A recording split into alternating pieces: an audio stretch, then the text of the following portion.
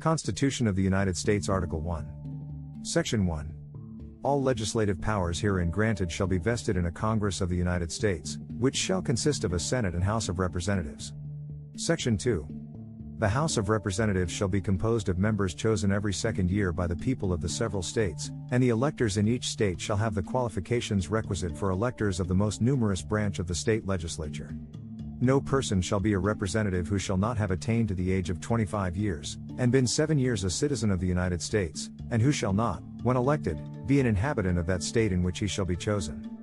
Representatives and direct taxes shall be apportioned among the several states which may be included within this Union, according to their respective numbers, which shall be determined by adding to the whole number of free persons, including those bound to service for a term of years, and excluding Indians not taxed, 3/5 of all other persons.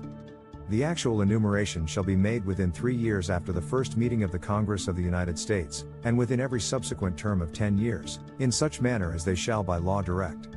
The number of representatives shall not exceed 1 for every 30,000, but each state shall have at least 1 representative, and until such enumeration shall be made, the State of New Hampshire shall be entitled to choose 3, Massachusetts 8, Rhode Island and Providence Plantations 1, Connecticut 5, New York 6, New Jersey 4, Pennsylvania 8, Delaware 1, Maryland 6, Virginia 10, North Carolina 5, South Carolina 5, and Georgia 3.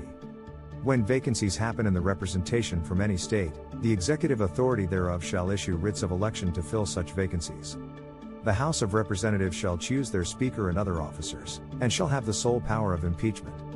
Section 3. The Senate of the United States shall be composed of 2 senators from each state, chosen by the legislature thereof, for 6 years, and each senator shall have 1 vote. Immediately after they shall be assembled in consequence of the first election, they shall be divided as equally as may be into 3 classes. The seats of the senators of the first class shall be vacated at the expiration of the second year, of the second class at the expiration of the 4th year, and of the third class at the expiration of the 6th year, so that 1/3 may be chosen every second year, and if vacancies happen by resignation, or otherwise, during the recess of the legislature of any state, the executive thereof may make temporary appointments until the next meeting of the legislature, which shall then fill such vacancies. No person shall be a senator who shall not have attained to the age of 30 years, and been 9 years a citizen of the United States, and who shall not, when elected, be an inhabitant of that state for which he shall be chosen. The Vice President of the United States shall be President of the Senate, but shall have no vote, unless they be equally divided. The Senate shall choose their other officers, and also a President pro tempore, in the absence of the Vice President, or when he shall exercise the office of President of the United States. The Senate shall have the sole power to try all impeachments. When sitting for that purpose, they shall be on oath or affirmation. When the President of the United States is tried, the Chief Justice shall preside, and no person shall be convicted without the concurrence of 2/3 of the members present. Judgment in cases of impeachment shall not extend further than to removal from office, and disqualification to hold and enjoy any office of honor, trust or profit under the United States, but the party convicted shall nevertheless be liable and subject to indictment, trial, judgment, and punishment, according to law. Section 4. The times, places and manner of holding elections for senators and representatives, shall be prescribed in each state by the legislature thereof, but the Congress may at any time by law make or alter such regulations, except as to the places of choosing senators. The Congress shall assemble at least once in every year, and such meeting shall be on the first Monday in December, unless they shall by law appoint a different day. Section 5. Each House shall be the judge of the elections, returns and qualifications of its own members, and a majority of each shall constitute a quorum to do business, but a smaller number may adjourn from day to day, and may be authorized to compel the attendance of absent members, in such manner, and under such penalties as each House may provide. Each House may determine the rules of its proceedings, punish its members for disorderly behavior, and, with the concurrence of 2/3, expel a member. Each House shall keep a journal of its proceedings, and from time to time publish the same, excepting such parts as may in their judgment require secrecy, and the yeas and nays of the members of either House on any question shall, at the desire of 1/5 of those present, be entered on the journal. Neither House, during the session of Congress, shall, without the consent of the other, adjourn for more than 3 days, nor to any other place than that in which the 2 houses shall be sitting. Section 6. The senators and representatives shall receive a compensation for their services, to be ascertained by law, and paid out of the Treasury of the United States. they shall in all cases, except treason, felony and breach of the peace, be privileged from arrest during their attendance at the session of their respective houses, and in going to and returning from the same, and for any speech or debate in either house, they shall not be questioned in any other place. No senator or representative shall, during the time for which he was elected, be appointed to any civil office under the authority of the United States, which shall have been created, or the emoluments whereof shall have been increased during such time, and no person holding any office under the United States, shall be a member of either house during his continuance in office. Section 7. All bills for raising revenue shall originate in the House of Representatives, but the Senate may propose or concur with amendments as on other bills. Every bill which shall have passed the House of Representatives and the Senate, shall, before it become a law, be presented to the President of the United States. If he approve, he shall sign it, but if not, he shall return it, with his objections to that House in which it shall have originated, who shall enter the objections at large on their journal, and proceed to reconsider it. If after such reconsideration 2/3 of that House shall agree to pass the bill, it shall be sent, together with the objections, to the other House, by which it shall likewise be reconsidered, and if approved by 2/3 of that House, it shall become a law. But in all such cases the votes of both houses shall be determined by yeas and nays, and the names of the persons voting for and against the bill shall be entered on the journal of each house respectively. If any bill shall not be returned by the President within 10 days, Sundays excepted, after it shall have been presented to him, the same shall be a law, in like manner as if he had signed it, unless the Congress by their adjournment prevent its return, in which case it shall not be a law.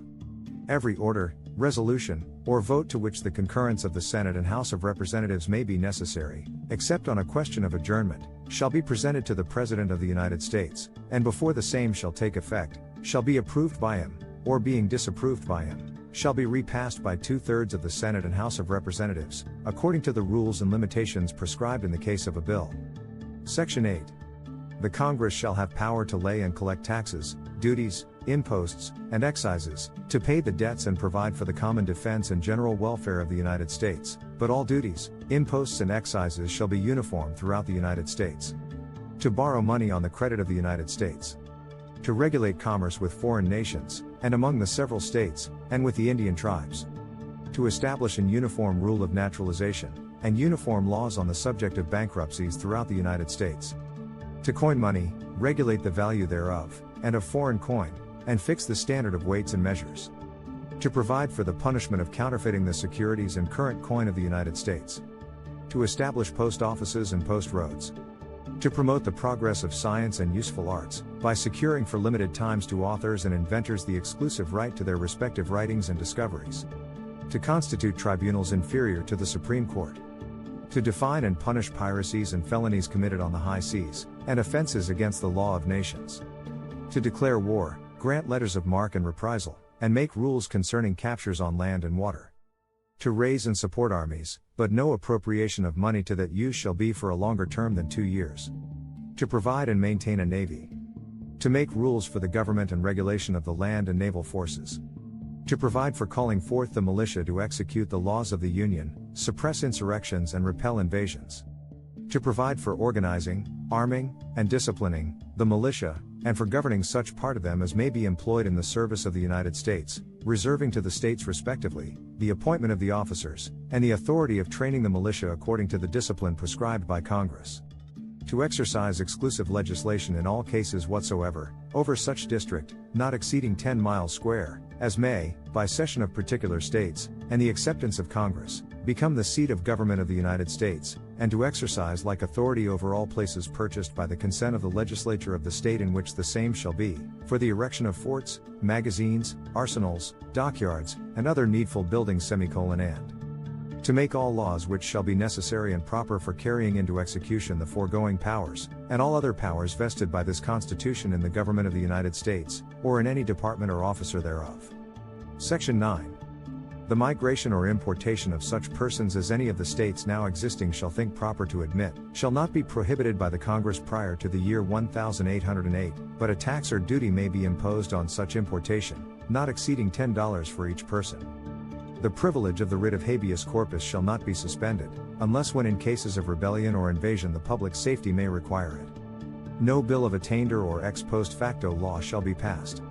No capitation, or other direct, tax shall be laid, unless in proportion to the census or enumeration herein before directed to be taken.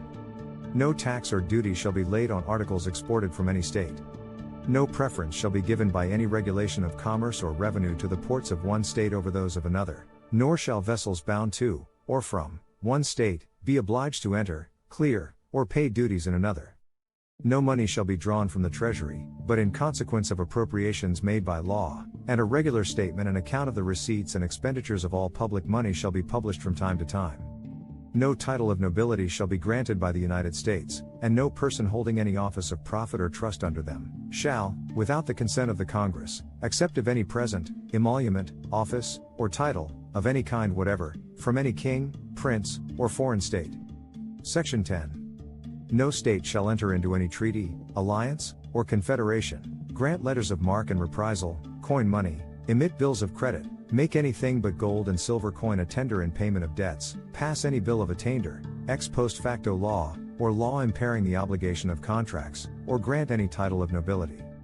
No state shall, without the consent of the Congress, lay any imposts or duties on imports or exports, except what may be absolutely necessary for executing its inspection laws, and the net produce of all duties and imposts, laid by any state on imports or exports, shall be for the use of the Treasury of the United States, and all such laws shall be subject to the revision and control of the Congress.